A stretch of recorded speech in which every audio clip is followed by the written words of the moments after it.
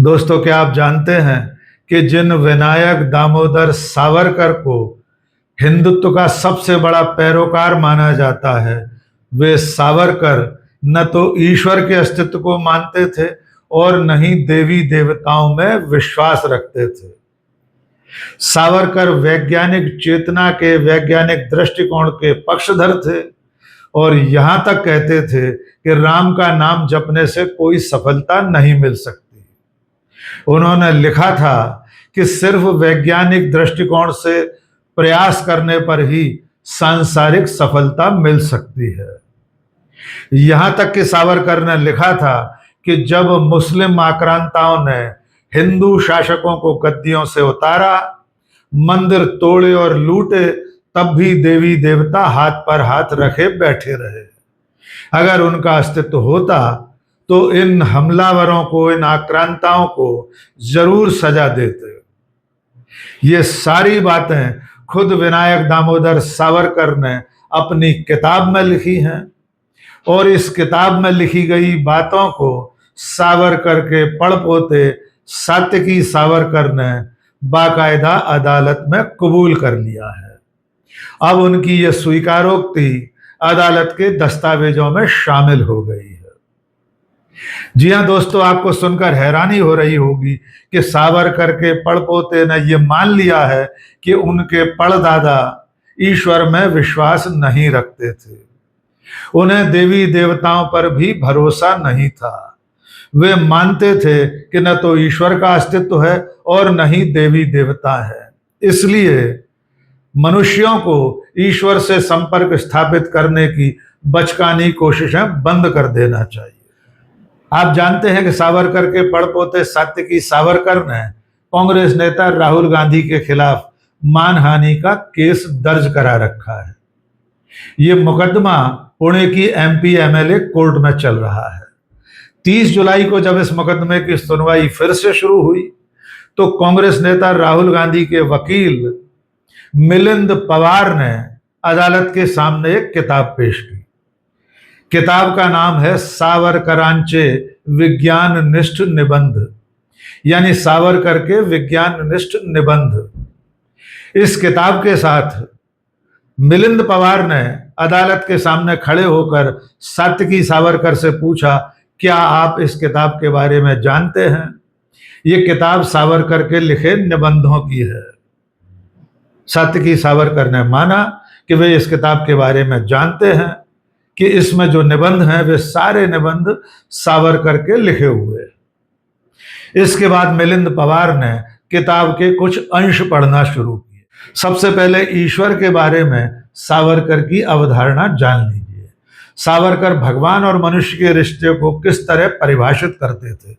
उन्होंने एक निबंध में लिखा था, मनुष्य को ब्रह्मांड के ईश्वर के साथ व्यक्तिगत संबंध स्थापित करने की बचकानी इच्छा पूरी तरह त्याग देनी चाहिए। वे इसकी तुलना करते हुए लिखते हैं, जैसे कोई सड़क किनारे का भिखारी किसी सम्राट से रिश्तेदारी का दावा करे। आगे वे लिखते हैं, ईश्वर मेरा भला करेगा और अगर करेगा तो मैं कृतज्ञता से सत्यनारायण पूजा करूंगा। यह विश्वास पूरी तरह मूर्खतापूर्ण है।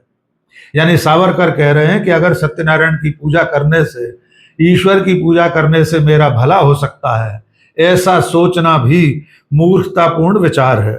क्योंकि अगर यह सच होता तो पहले हमें उन विपत्तियों में कौन डालता है जिनसे बाद में हम कहते हैं ईश्वर ने हमें बचाया। वही सत्यनारायण, वही ईश्वर। अगर कोई आदमी पहले तुम्हारा गला काटे और फिर घाव पर मरहम लगाए तो क्या तुम सिर्फ इसलिए उसकी पूजा करोगे कि उसने मरहम लगाया?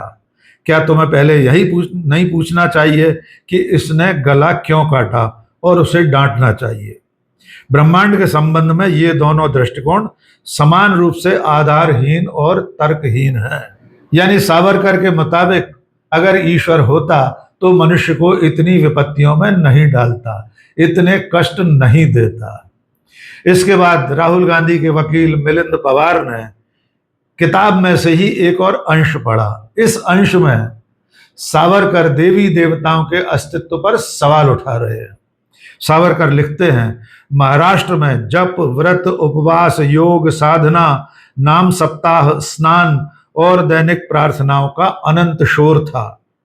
इस बीच एक के बाद एक 5 मुस्लिम सल्तनतें हिंदुओं को रौंद रही थीं।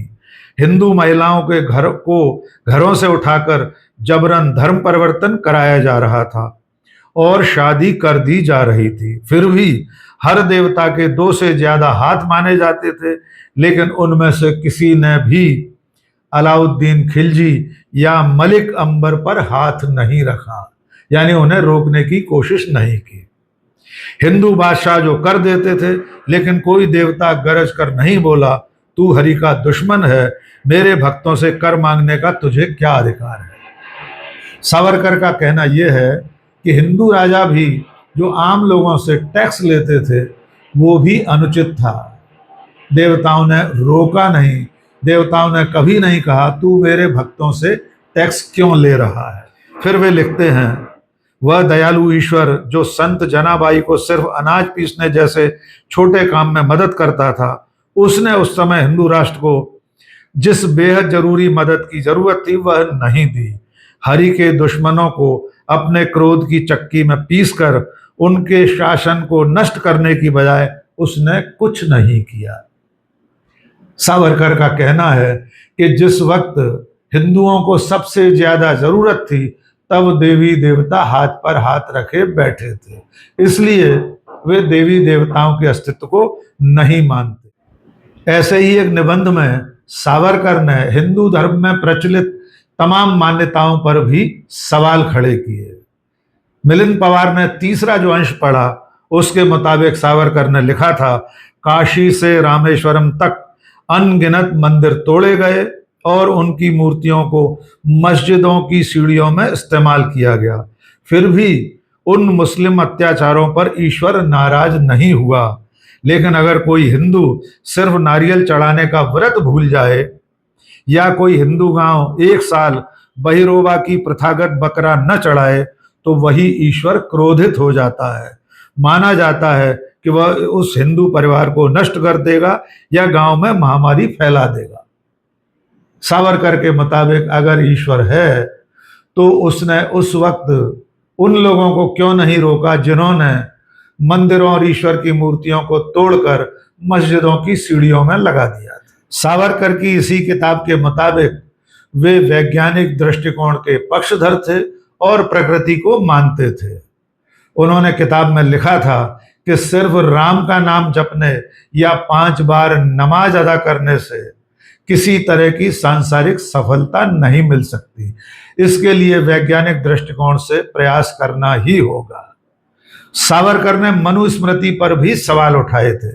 मनुस्मृति के एक अंश का जिक्र करते हुए सावरकर अपनी किताब में लिखते हैं कि शास्त्रों यानी मनु के अनुसार ब्राह्मण को चावल के बजाय सूअर या भैंस का मांस परोसना बेहतर माना जाता है, क्योंकि ऐसे मांस से पितर 10 महीने तक संतुष्ट रहते हैं। इसके अलावा अगर ब्राह्मण बकरे का मांस खाए तो पितर पूरे 12 साल तक पूरी तरह संतुष्ट रहते हैं। यह भी सनातन धर्म है। यानी मनुस्मृति के इस हिस्से पर सावरकर सवाल करते हुए कह रहे हैं, क्या ये सब लिखना, इसे मानना, ऐसी मान्यताओं का अनुसरण करना सनातन धर्म है? अदालत में जब राहुल गांधी के वकील मिलिंद पवार ने खुद सावरकर की किताब के अंश पढ़े तब सात्विकी सावरकर ने इस पर आपत्ति दर्ज कराई। यद्यपि उन्होंने माना कि यह किताब सावरकर ने लिखी है और जो कुछ मिलिंद पवार पढ़कर सुना रहे हैं वो उसी किताब का हिस्सा है, लेकिन उन्होंने कहा कि इस वक्त इस बहस में इस किताब का जिक्र करना जरूरी नहीं है। इस पर जज अमोल शिंदे ने कहा कि आप तो खुद यानी सात्विकी सावरकर खुद इस किताब का जिक्र पिछली सुनवाइयों में कर चुके हैं, इसलिए कांग्रेस नेता के वकील का भी उल्लेख करना अनुचित नहीं है। सात्विकी सावरकर की आपत्ति को खारिज कर दिया गया। राहुल गांधी के वकील मिलिंद पवार जिस किताब के हवाले से बात कर रहे थे, जिस किताब के अंश पढ़ रहे थे, उसके बारे में भी जान लीजिए। सावरकर ने 1929 से लेकर 1937 तक महाराष्ट्र की विभिन्न पत्रिकाओं में निबंध और आलेख लिखे थे। उनके निबंध भाला और किर्लोस्कर जैसी पत्रिकाओं में छपते थे।